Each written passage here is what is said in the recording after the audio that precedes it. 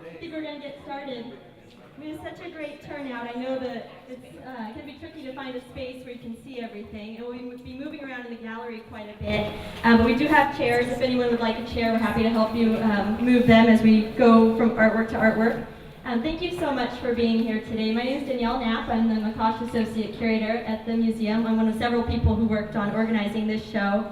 I know many of you were just at Jill Hart's presentation for the member preview, so some of what I might say might be a repeat for you, but I wanted to mention that although this is the third and final of the collector tours associated with Living Legacies, it's not the last public event we're doing with this show.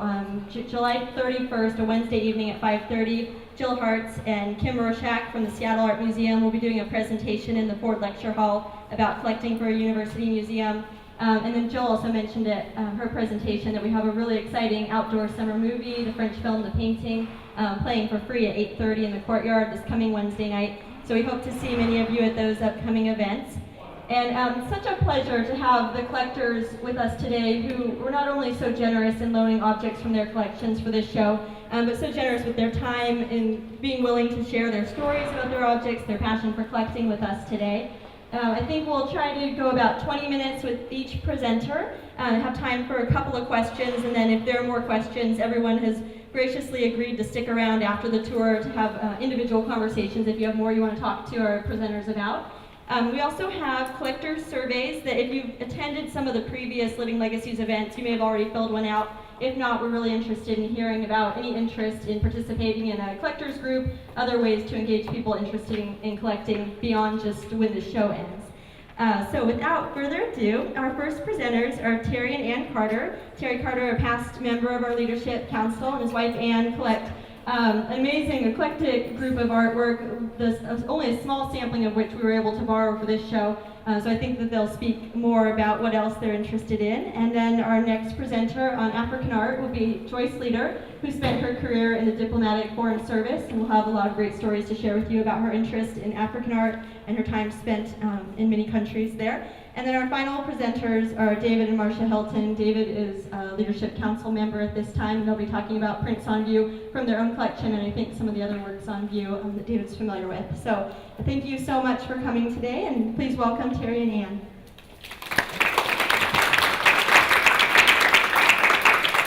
I'm Terry, and I may refer to some notes from time to time because there are some things I'd like to be able to say, and I don't want to forget them.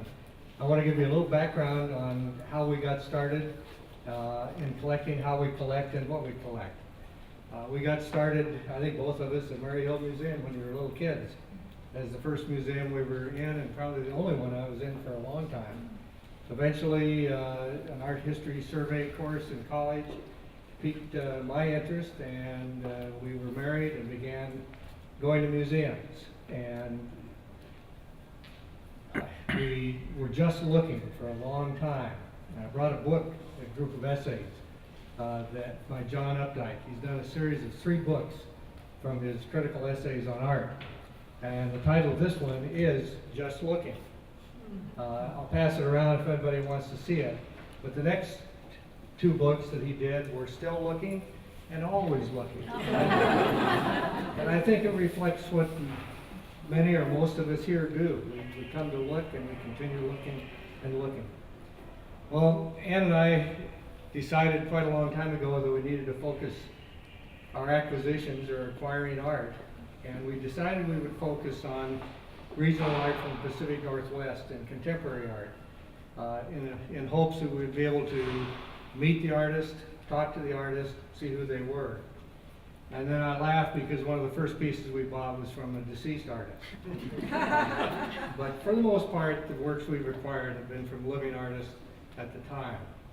Our methodology is very deliberate. We look and look and look, decide we want a piece from that particular artist, and then eventually acquire it.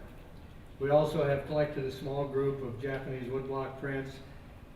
We travel quite a bit, and we've collected art pieces from various places we've traveled that emotionally attaches to that place.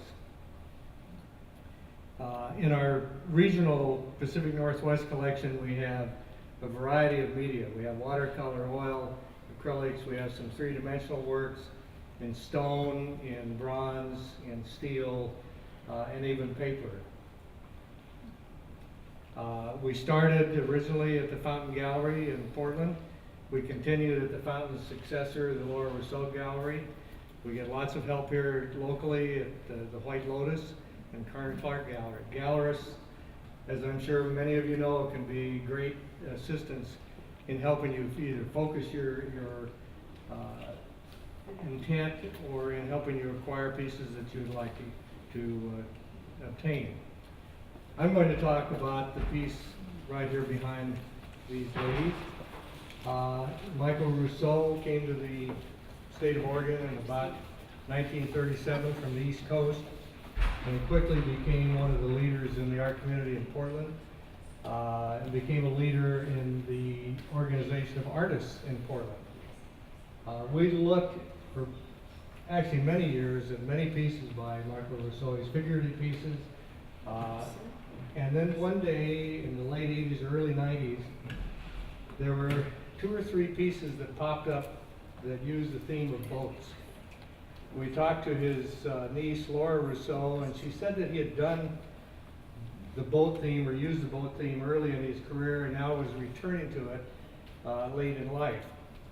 And we were fortunate enough to acquire this. And I think the things that appeal to us about this particular piece, it's abstract, but it's not all the way abstract. The color palette is fairly simple. We like the use of light. We like the use of the shadows. We like the metaphor of the boats as we see it. We've always seen it as a couple moving to the horizon. Several years ago, we had a guest in our home, a woman we've known for some time who was a student at the university originally, a woman from Chile, and she was sitting on a couch about where those people are over there, directly facing this work, and we commented about the boats. And she looked and looked, she said, "I don't see any boats." And she said, "I see an old lady with baskets carrying them." And of course, once she said that, I could see it. The more I've gotten to know about Rousseau, the more I think he would have enjoyed that, because he liked all of his art to provoke and stimulate and move people on. Even though Ann and I find this piece rather calming and very meditative, here it provoked somebody into a different type of thought. So with that, I think I'll let Ann move on to the next piece that's up here. Some of you might want to come around here, because I'm going to talk about the boy touched by the sun. And I have not heard Terry's talk, of course, before now, and I'll mention a couple of things of our style of collective. We collaborate usually, we like the same things, but recently, because we've been married so long, it's like, well, the next artist we get is going to be my choice. So we're alternating sometimes now. And another thing I learned a long time ago, because I coveted a piece of work and didn't feel like I could afford it. I was living in Eugene, Terry and I were there for a meeting, I came back, I couldn't forget it, and a friend said, "You've got to buy it." And I said, "I don't have the money." And she said, "Figure it out." The gallerist, without a drop, said, "Well, how many months do you want to take?" So never feel intimidated by the gallery price, because that taught me a lot, and we've done that in purchasing quite a bit. The boy touched by the sun, we just liked. The color, we find inviting, and it is so peaceful and restful. And I think we bought it because it emotionally captured us. Faye Jones is a very well-established Washington State artist who lives in Seattle. Her first show was in 1970, and she originally was from Massachusetts, but because her husband took a position at the art history department at the University of Washington, they moved to Seattle, where they've stayed forever. She, of course, like all newly married couples, had two small children eventually and a very small house, and she painted in very small 12-inch squares paintings because she had no studio space. This is a modest-sized painting now by her. She paints larger now, and definitely larger than 12 inches. She, as I mentioned, was in Massachusetts, went to the Rhode Island School of Design where she graduated. She was born in 1936, and she's about 75 right now. She says that we need art, and Terry and I agree. It's kind of an addiction, I think. Constantly challenges us and it stimulates us. And this is the painting that when we put it away for a rest, people who come into the home and who know us say, "Where's that boy?" Because it's the one picture we found that people miss. Terry and I don't feel we have that many pieces, but we do move our pieces around. We move them from one wall or change rooms, and you do see them differently, and you see them in new light, and this sometimes gets put in the closet, and we don't do that anymore because we miss it, and our friends miss it too. We find it very serene. Faye Jones says that she likes to leave storylines up to the viewer. What is he thinking? Terry thinks he's meditative. I find him very serene and very thoughtful, and it's up to you as the viewer.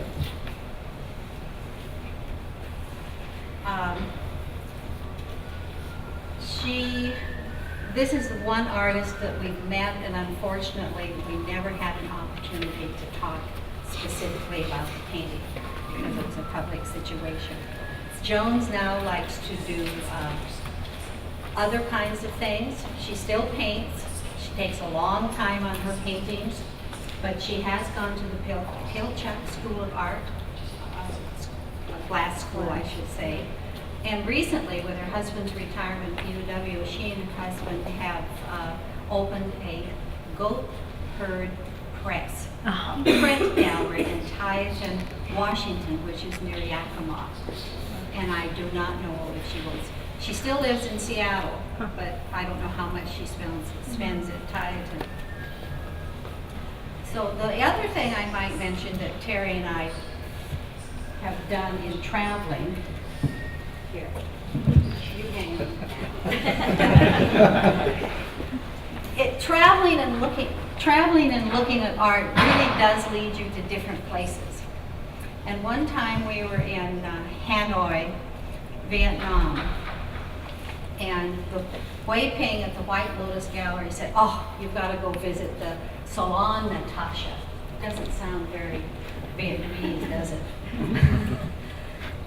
A Russian woman by the name of Natasha married a Vietnamese, and she opened an art gallery. So our guide let us loose, and Terry and I finally found the gallery, had to back up, and there was a little man way in the back of the room playing the piano.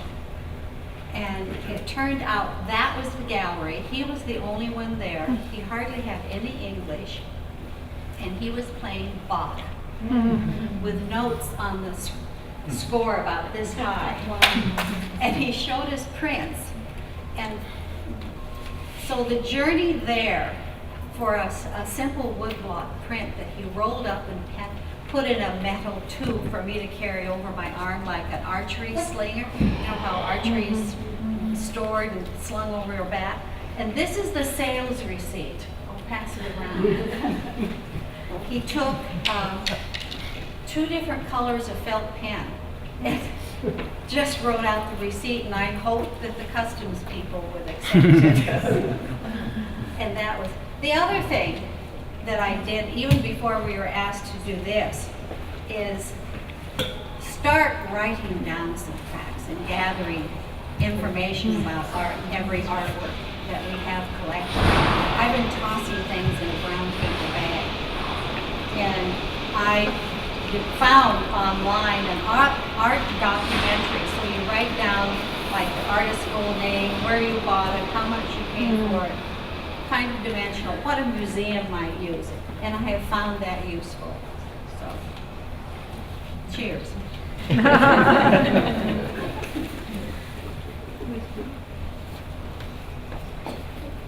anyone have any questions for Christine? I do have a question about this. I do agree that it's very like serene and meditative.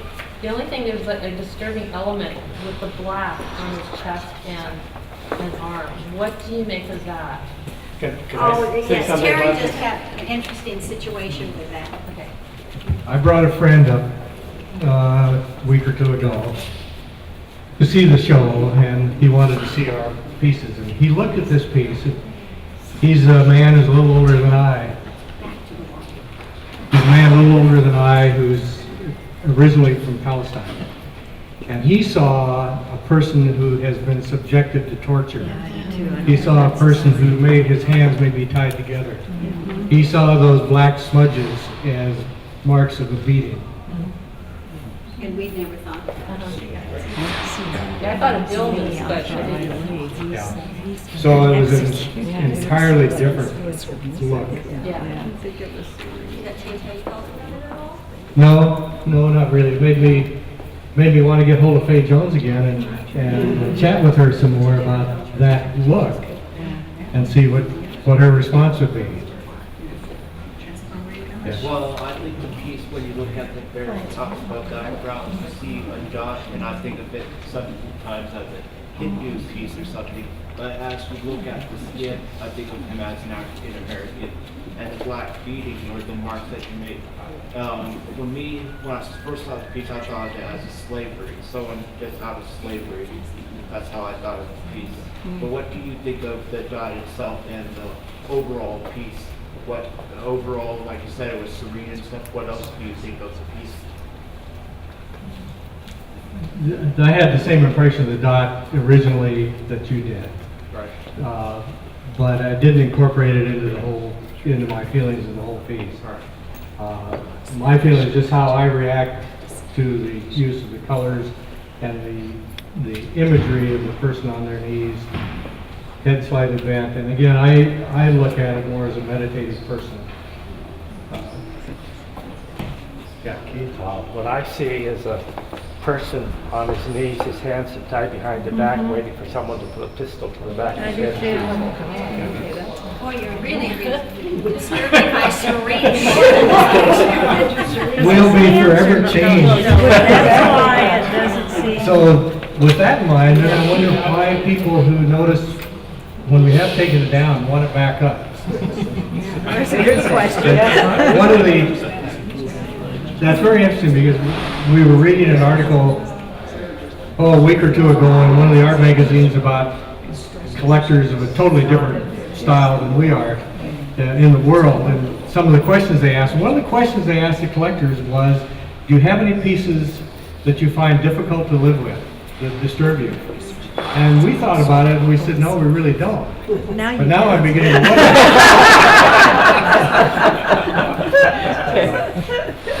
The only comment that I want to make is that, and I just, it sort of like came to me, come to the show many times, being a myself, and this is one of the first things we always see when we walk in.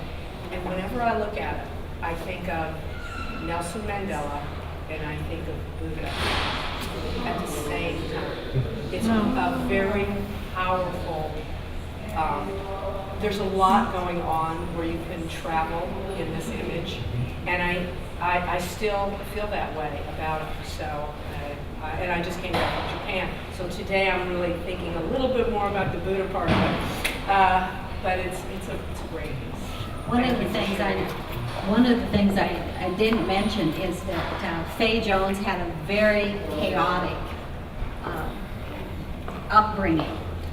She was married, her father was a literary person and her mother was just an alcoholic and just terribly chaotic, and she's one of 6 children, and they say often her works are autobiographical. She's considered a surrealist.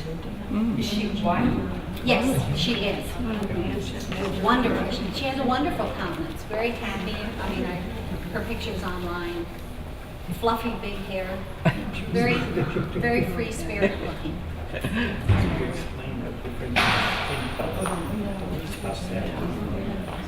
I don't know. That's what she likes to leave up to the viewer, is the storyline. I think it's kind of a non-gender, no gender person to me, even though there are no breasts, and universal person. Doesn't want to depict any particular race. Also, one comment. Out about that. In one of those Updike essays, he talks about abstract art, and he talks about the concept of there-ness, that it just has to be there. It requires no explanation. You can live with it, you don't have to explain it, it's just there for you. Now might be a good time to move into the center of the gallery. Hand the mic off to Joyce. Thank you so much. I want to welcome all of you. I'm very excited to be able to share with you today a few thoughts about some of the pieces that I have here from Nigeria and the mask from Burkina Faso. I never thought of myself as a collector until the Schnitzer came looking for me, and I said, "Well, I guess I am. I have many collections, but most of them have been collected as souvenirs of my time, mostly in Africa, either for the Foreign Service, or as a Peace Corps staff member, or as a volunteer teacher." And I have, as I say, many collections. In Nigeria, that's where I got hooked on African beads. I have scads of African beads. There was a bead seller that would come to my house every couple months. He always knew he was going to make a sale. In Burkina Faso, I got much more hooked on. The bronzes. You see that camel in the case over there. The lost wax process that camel happens to come from Burkina Faso as well. It belongs to Anne Williams, and it's very, very similar to one I have. And I used to go to the artist's compound where they made these things and watch them do it, photograph it, and someday I'm going to do something with all those photographs. But I also gathered as souvenirs pots and baskets and textiles and all kinds of things. So, but I want to talk to you today about these pieces, which are a little bit exceptional in my case because I don't have a lot of these. But these, I'd like to first talk about this one here. The artist is called Bruce Anubrakpeya. He's turned 80 years old last year, and he's still working and producing art in Lagos, Nigeria, which is, as many of you know, in West Africa. I lived there from 1985 to 1988 and was working at the U.S. Embassy there. And I had an opportunity to, well, I just want to tell you a couple more things about him. He was born in South Central Nigeria, grew up in a city called Benin City. Some of you who are collectors of art or sculpture may know that that's where the Benin bronzes come from. And so he was influenced by that. He was influenced by his Christian upbringing. And then he went up north to study in Zaria, in the northern part of the country, in the Sahelian part of the country. And he had this, his philosophy is that African artists should reflect an African aesthetic. And throughout his career as a printmaker, as a painter, and as a sculptor, he has been innovating. And he's discovered a lot of processes that are very new to the field. So the first one that I would like to talk about is Isoroga here, and I don't know what that means. I'm sorry, I can't tell you. My research didn't turn up anything about that. I hope I will be able to find that out.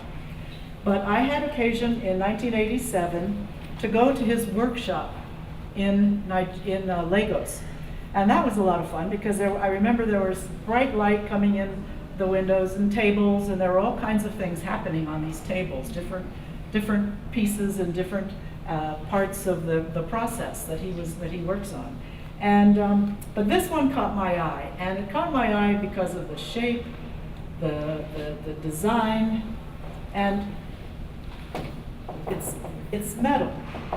So I think it's an intaglio process of etching that he did in the early parts of his career on acid and on copper. He also apparently used zinc. Now I talked to a woman who told me maybe it's not that. Maybe it's a what they call a lino relief, bronzed lino relief, which means that he took a lino cut and then mounted it on this plywood and then covered it over with bronze colors. So right now I don't know which it is, and I couldn't show the woman who is the expert because she's in Washington D.C. and never saw this the many years that I had it in Washington D.C. But I particularly liked it after I learned that this abstract is representational of a thumb piano on top of a gourd or a calabash. And let me just show you that. Here is a thumb piano. It makes music. I got this one in Botswana where I was a teacher 20 years before I even saw this, and I didn't realize that this is pretty universal all across Africa. And what they do then is they put it on top of a calabash.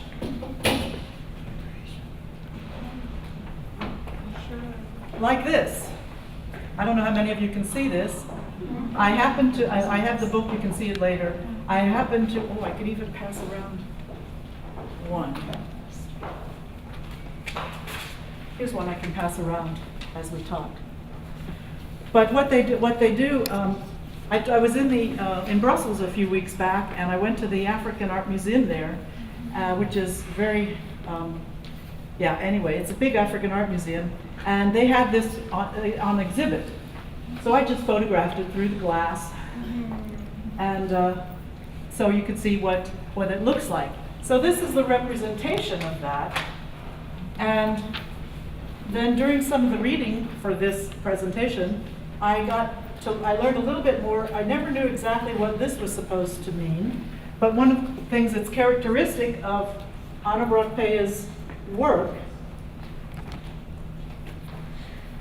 is that he does these kinds of somebody called it a catalog of activities that are reflecting Nigerian life.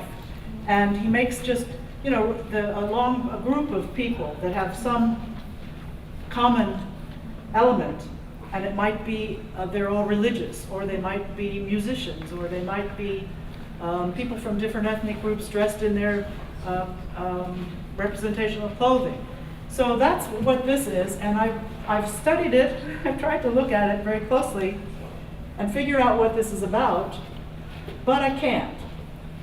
I can see that these are two men, and these are two women, earrings, different kind of hats, but I don't see any instruments, so I don't know if they're musicians or if dancers.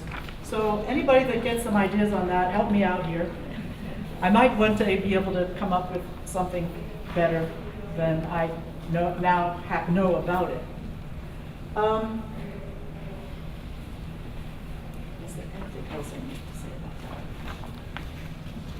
that? Okay, the one above is a print that he calls a deep etching, and it was done in 1972. That's about when he was about 40, because he's now 80, and he was born 32. So this reflects his time. It's called Airly, and it reflects his time in northern Nigeria when he was a student. I bought it from a colleague at another African post a few years after I got this one, and she had two of these framed, and I thought, well, that's a nice little group I can display, and so I bought it from her, not knowing anything except that I love the colors. And the other one is mostly orange, and I love orange. But what you see here, this is a landscape, an abstract representing a landscape of northern Nigeria. And one of the things that's very prominent in northern Nigeria and really across the Sahel in Africa are these giant anthills. Giant anthills that maybe be 10, 12, 15 feet high, sort of coming in a peak or a mound. And so what the explanation that I've seen of this is that we have in the middle a gnarled tree, this blue, and then behind it and surrounding it are these representation of the mounds, of the anthills. And I'm told that I saw written that the rest of these things are other kinds of motifs common to northern Nigeria, but I haven't yet figured out what they are. So I leave you with that and move on to Burkina Faso. And Burkina Faso is in the middle of the big bulge. It's in the middle of the bulge in West Africa. I have some maps in here if anybody is curious about that. But this is a mask that dancers put on they attach it to their face, I'll tell you more in a minute, and then they have a costume and they dance in this mask. And I got this after I had the wonderful experience of going to a market day dance in March of 1985. I lived in Burkina Faso, again, working at the embassy from 1983 to 85. So this was very shortly before I left the country. And the market day dances have a wonderful sort of reason for being. One, of course, might be, you can imagine, to entertain people who come to their market on that day. But when they have the dances, it also gives a chance for the boys and girls to get together and get acquainted. So it's kind of a little matchmaking kind of place in a way. So I always like that piece of that story. And the wooden masks that this particular group called the Bois make are either representational of animals, and they use the animal masks to dance stories of family stories or mythology, or they're this kind of an abstract thing. And this one is the Bois plank mask. A lot of them are even bigger than that. And the dancers, well, let me wait a second here. Sorry. Turning this all around. What I wanted to tell you about these is that the masks themselves are usually very similar. The plank masks, they have a face here with a mouth that's the dancer can see through. That's where they put where their eyes would be. And then they have this part here that attaches to the plank. And then the plank with its geometric designs, and on the top, a crescent. So that's pretty common across all of those masks. The designs are different, even though the symbols are similar. And the symbols are revealed to the people, to the youth, when they go through their initiation. And they'll get sort of the first level of meaning. And then as they get older, they'll learn the different levels of meaning. There's several layers of this, and it gets sort of it seems to go from the more concrete to the more aesthetic. So some of the meanings are known on these because Christopher Roy, who was a Peace Corps volunteer in Burkina Faso and got very interested in these masks and the mask dance culture. and goes back still to Burkina Faso frequently. And in fact, it was with him that I had the opportunity to go to this mask dance. And he has talked with the elders, and some of the things that they've told him are, I guess you would have to call them the first level concrete things that they revealed to him. These eyes are intended to be to symbolize the eyes of an owl, which is has sacred power. And those other two targets up there might represent two wells that never run dry in their community. And the chevron has meaning, and the black circles have meaning. These triangles here, I should have mentioned, could be leaves, represent leaves of the tree that the dancers' costumes are made of. But up there, they supposedly might represent an antelope's hoofs. The moon-shaped crescent is considered to be a moon, a half moon that is the moon under which they dance. And so then they put all of this, you put this together, so the dancers have this mask, they're wearing this leafy costume. It's actually made out of fiber. And then they attach this to their heads with with string that goes through holes that are in the head, the frame of the mask. And then with rope, it ties around their head. And one place it said they put this rope in their mouth, but I can't imagine that they do that because they break their teeth the way this is so heavy. I don't know how they would do that. But the ropes when they dance, it'll make marks on the back of the mask. So that's how I know that this mask has never been danced, as they say. It was not necessarily made for a tourist industry, but obviously because it's so similar to all of the ones that you can see. And so the mask is that you've got the costume, the mask, and then the music. And the music for the dance is either a drum, so the ones I have pictures of are sort of it's a long oblong shaped drum, or a balafone, which is you'll see in just a minute what it looks like. It's like a xylophone. So they're beating it with mallets that have a bulb of cotton or material of some sort on the end of it. So it's like a xylophone sound. And then they have these flute-like wooden flutes that sound like whistles. So you've got all these things going on, and then the masks are dancing. And this is a picture that I took that day of the dancing, and they whirl around. You can only imagine how heavy this would be on your head.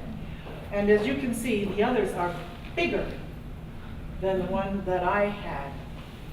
And these are even taller.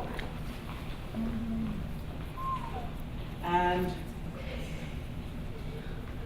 these are even taller. So you can see how people are standing around watching. And I will just show one thing that I have in my book. This one over here is a monkey, considered a monkey. And the monkeys were going around pushing back the crowd. Apparently they were the ones that were supposed to keep order. And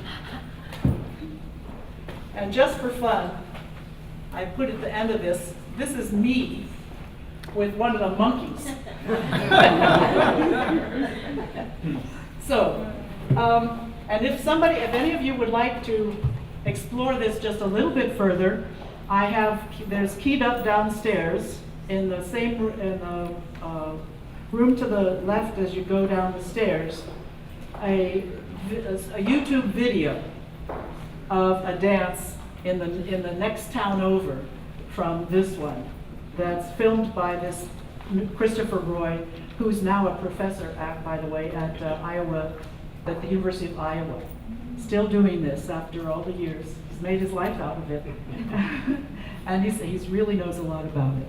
So I just want to thank everybody for coming, and also to thank the Schnitzer for making me see that maybe I'm a collector.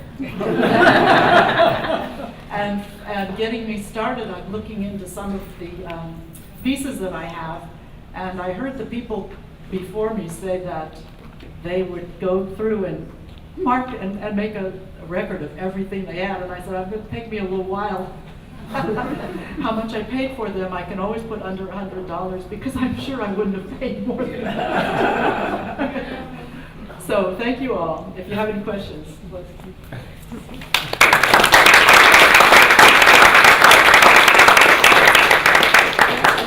Joyce, how did you acquire that one?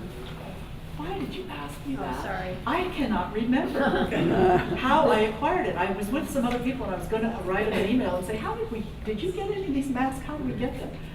I might have bought one right there while I was there that day, because we'd gone down in vans. I had plenty of room to do that, and I don't imagine that I would have bought this in a market in the capital city called Ouagadougou.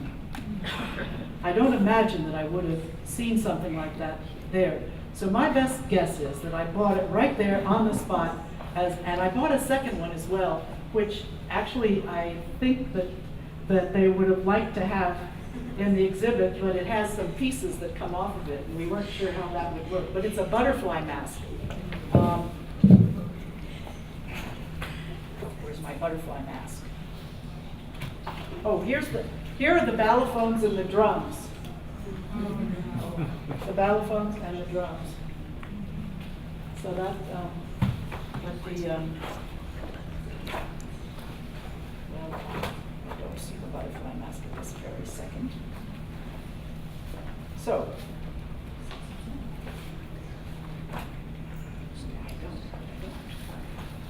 oh, there's a butterfly mask. It looks like a butterfly. Big wings, and it's the one I have is almost very similar to one at the African Art Museum in Washington, D.C. I'm kind of curious. You said that this particular mask was never danced. Correct. And is that significant in the fact that it was sold to you? Because Yes. after it was danced, supposedly it's a ritual object of use. The masks are used not only for market day dances, but in initiations, in harvest day dances, in consecrating other masks, and they usually belong to families in this particular culture. And they tell the stories of the family. They're actually carved to tell the stories of the family and to protect them. There's the protection items as well. So those would probably not be sold.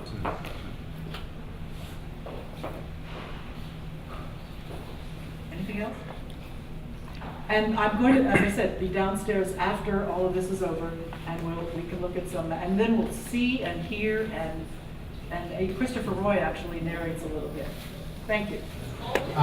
So I'm David Hilton and my wife Marcia Hilton, and I would characterize myself as a collector really of works on paper.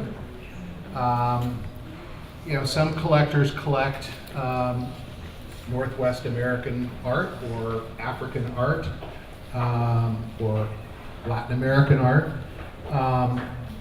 My collection really is works on paper, and that would include all forms of prints, drawings, watercolors, to some extent photography.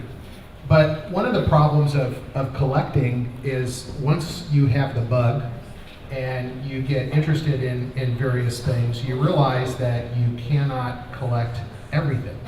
So the collector, as you go through a certain stage of maturity, begins to focus on certain areas, or you begin to develop what some people call editorial restraint, and your collection becomes more focused. And some of the things that you may have acquired early on, you decide to donate or to sell in order for you to begin to make room for other things. And so my collection is, as I say, predominantly prints and drawings. And before we focus on downstairs in the European section, I just wanted to kind of address some of these pieces up here in the American section, because there's really some marvelous prints here. Starting over here on the left, and it's fun for me to see all these pieces and the way they're displayed, because a part of collecting art is not just that you're looking at individual pieces, but when you start to display individual pieces, and I think Terry and Ann were sort of referring to this earlier, you begin to see these different relationships that the artwork has. It takes on a whole new meaning.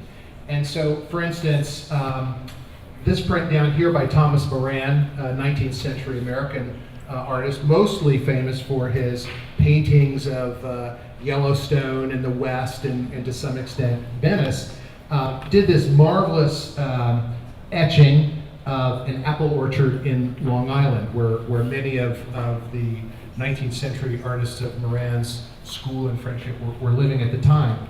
And here it is displayed with this other beautiful landscape of trees by Caribe, who was predominantly an early 20th century American etcher, really more known for some of his World War I images, as well as a lot of landscapes of Connecticut and New England. And so for me to see these two magnificent pieces, maybe 40 years, 50 years apart, both of trees, slightly different styles, the one on the top a sort of a more pure etching, and the one on the top that's more of a dry point with this rich velvety colors. To see these two things sort of work together is just beautiful.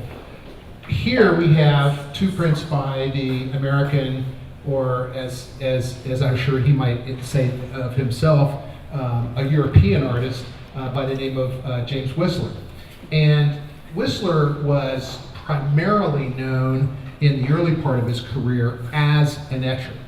And when he first arrived in Europe, in England and then in France, this is what all of the artists that he was meeting knew him by. They saw him as a printmaker. And so what's really interesting here is you're seeing two works by Whistler about 20, 25 years apart. You see a very early piece that was done in England from the second portfolio of prints that he put together, called the Thames Set, which were studies from along the Thames River. Here we have this print called the Lime Burner, which is just phenomenally detailed. And when you look at this thing up close, you say to yourself, God, how in the world did anybody do that? And then you see this piece here that was done from his first Venice set years later, and it's completely different, where here you have this incredible detail that he's working with. Up here you begin to see that more impressionistic Whistler that is sort of characterized really more in his paintings, but you also see it a lot in his prints. And you really begin to see the genius, I think, that became Whistler, in that what I've learned in sort of studying a lot of these prints and art in general is it's not just what the artist puts on the canvas or on paper, it's what the artist chooses to leave out. And it's that sort of missing detail that he has in the early part of his career, this extensive detail. Now you have this sort of missing detail that allows your brain to begin to sort of work with and fill in these holes and questions as you sort of look at it. So it's just a really nice again companion set of companions here. This more later period Whistler and an earlier Whistler. And then of course I look at the wall and I see all these beautiful photographs. I see this etching here, which I didn't know and think is absolutely beautiful. The Paul Landacre, the wood engraving up on the top, classic 20th century, mid 20th century artist who worked predominantly in wood engravings. And then again, this Elizabeth Catlett over here, Native American, also who did a lot of work on woodcuts and linoleum cuts. In fact, it was kind of interesting. I was just scrolling through upcoming auctions, which is what collectors like myself sort of live with. And I noticed that there was an Elizabeth Catlett at an auction that's coming up in just a couple of weeks. And I was looking at this, it was an African-American woman who was carrying this baby sort of on with one hand and this rifle on the other. And as I came in and looked at this piece here today, I thought, God, what is it with this woman? It's like every piece I see, she's carrying, all of her women are carrying guns. You know, what a strong statement by this particular woman. Anyway, so just looking at this wall, you see there are things, there are woodcuts, there's etchings, there's dry points. So you can see in the field of collecting prints, there's a real richness. We're just talking about some of the American pieces here, and yet there's this vast difference between styles and impressions, and that's what sort of attracts me. Although, as I said earlier, you begin to develop some editorial restraint. You begin to look at your collection not as a collection of haphazard pieces, but as you begin to see how these pieces come together, what can I do now as a collector to begin to focus and put these things together in a way that's telling a story, whether it's telling a story about the artwork itself, or perhaps it's just telling a story about the collector. And I think that's one of the things that you get when you see good collections. Say, for instance, if you go to New York City and you go to the Frick Museum, you know, what's so amazing about that is not that you see, you know, 4 or 5 of the world's very few Vermeers, but you look at this body, this collection, and it really tells you more about Henry Frick as a person and as a collector than it really does about these individual pieces. So with that, let's move downstairs and we'll talk about some of the pieces down there. All right, so I'm going to begin talking down here. First of all, I want to clarify that none of those prints that I was just talking about are in my collection, which is kind of makes a statement unto itself. I see these prints upstairs, and those are the ones that are interesting me right now because they're not a part of my life, and I'm stimulated. So now we're downstairs, and we're with some of my friends. I wanted to start off down here because it's a way of starting off by talking about how I became a collector. My grandfather, whom I never knew, was a collector of prints and drawings, and he collected a sizable collection of works. And my mother was an artist. I actually have some etchings and some prints that she did. And together in the 1950s and 60s, they bought a number of prints of more, I would say, 20th century American masters. And so I lived in a house that was filled with art, and when I went to my grandmother's house, there was a tremendous amount of art there. And of course, I was pretty bored when I visited my grandma. So I would wander around the house, and I would look at artwork, and it was the artwork that would entertain me. And so what we have down here are some examples of things that came from my family's collection, and as well as things that I've collected. The piece up here, the Albrecht Dürer over here on the left, actually came from my grandfather's collection, and that piece, when I look at that piece, at one time I went into the history of the piece. It was done in 1499, and Albrecht Dürer, as well as a number of artists at the time, were very concerned about the year 1500. The 1500 was sort of like what we experienced with Y2K. Only they really believed that there was this possibility of the second coming, and the earth was going to come to its end. And after all the wars and the destructions that had taken place in the 2 centuries before, there was substantial belief that might happen. When I look at this piece, what I see is something completely different. I see a piece that was done in 1499, and my grandfather bought this piece probably about 100 years ago today. And so, in a manner of speaking, here's a piece of art, piece of paper, that's 500 years old, first of all. And I look at this piece of paper and I say, well, you know, isn't this amazing that this piece of art has been in my family's care for 20% of its existence, okay? And what that does is it takes me into a place of looking at this not just as somebody who appreciates art and is collecting and putting things together, but it takes me to the place of accepting a responsibility that this artwork is first of all, I don't see this as mine, okay? I don't think of buying art as the artwork belongs to me. I think of it more as I am buying a lease. And the lease that I have on this work, or in this case, this piece that's been in my family's collection, was a lease that my grandfather purchased, which I'm still maintaining.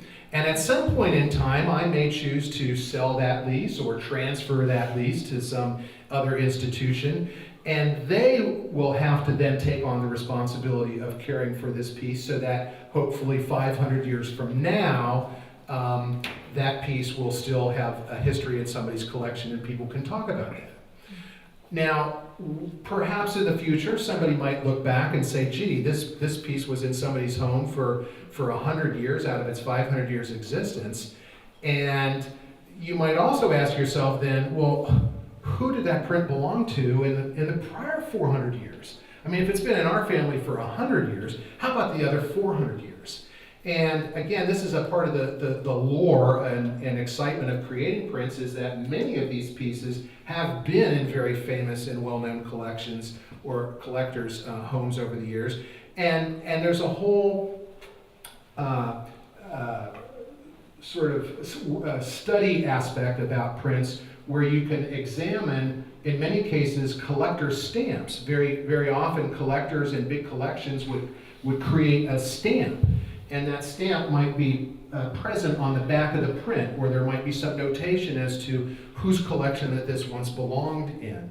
And so when you start collecting prints, particularly old prints like this, it's not just this interesting image that may have some historical relevance, but you also realize that you're owning a piece, or you're, in this case, in my mind, leasing a piece of art that came from somebody else's collection. And I begin to think, gee, who are these people, and what did they see in this, and why was it in their collection, and you sort of play on from there. So a couple of other things quickly. Rembrandt down here, a night piece. Rembrandt, of course, is known as one of the greatest of all printmakers. In the 17th century, he probably did more with the medium than anybody. The piece next to it by Claude Milan, a French etcher, engraver. He was the engraver to the court of Louis XIV. He took up residence with, as did many of the courtiers at Versailles. And this particular piece is really his most known work. It's a tour de force. It's what they refer to as a single line engraving. And if you look at it up close, you'll see he starts off in the very center of the nose. And he starts going around in concentric circles, expanding the line all the way out to the edges. And it's just with a slight shift of the engraver to the right or to the left, to the deeper or less pressure put on it, he's able to create this plate which prints this amazing image where if you look back here, it just looks like a regular print, but when you look at it up front, you begin to see this spiraling action of the single line that's going around. And I don't know that I've ever seen any other printmaker attempt this. It's sort of his signature piece and very interesting from that respect. The next couple of pieces, there's a small Canaletto at the bottom who did a lot of his printing in Venice.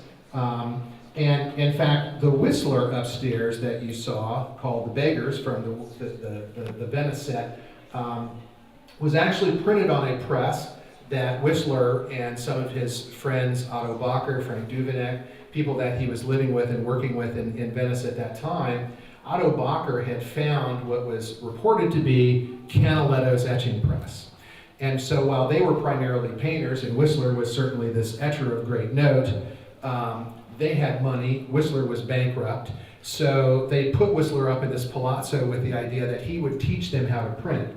And with the introduction of Canaletto's, of course we don't know if it's really Canaletto's etching press, but according to Otto Bacher, it was Canaletto's etching press, Whistler began to teach them how to print and how to make these etchings.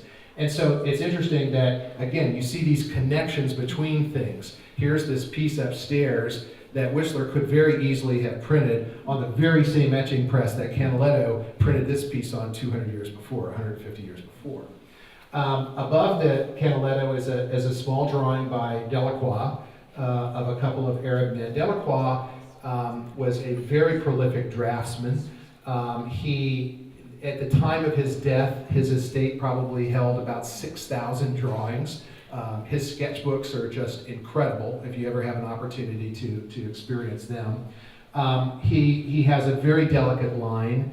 That particular piece is kind of hard to see. You really have to see it up close, and the reason is because when Delacroix went to Morocco in 1833, he could not carry a lot of art supplies. It was a lot of weight. He took a lot of journals, he took a lot of pencils, and the pencils he took, of course, were a hard pencil. They weren't like your standard 2B pencil that you would use in writing today, but it was a very hard pencil so that it would hold its point. And as such, the line is very sharp and very, very fine, and you really sort of have to get up close to take a look at it. Over here we have a Charles Mérion, who was a mid-19th century French etcher who really brought about the revival in etching in the 19th century. He was a great inspiration to people like Whistler and to many of Whistler's contemporaries. Mérion was very famous for a lot of his etchings of scenes of Paris. He suffered from mental illness. He was in and out of asylums. And this particular piece is interesting in that it went through about 14 or 15 different states. And this particular state is, I believe, the 5th state. And you can see he has this little balloon up here with some birds. Well, later on, by about the 11th state, he was going pretty crazy. And he had actually burnished out the balloon and taken out a lot of these clouds. And he had this great big flock of birds that he has flying practically into your face, of all these blackbirds. And then another state or two later, he starts to feel a little better, I guess, so he starts to burnish out some of those birds. And by the time he gets to the final state, he's in a much more peaceful state of mind. All the blackbirds have now been pretty much taken out of the piece, and the whole sky is filled with about 6 or 7 different balloons. Okay? So again, when you see this print, it's hard for me to think of this piece as just its own piece. I think of this in relationship to all of these other states that Mérion went through when he was making this particular print. So let's skip down here for a second and look at a few things over here.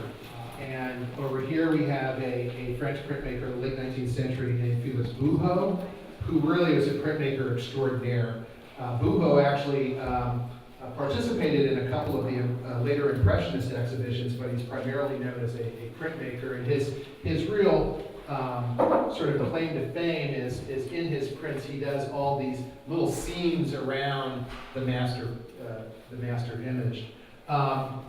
The woodcut, the Gauguin woodcut down here is, I have to say, it belongs to my wife.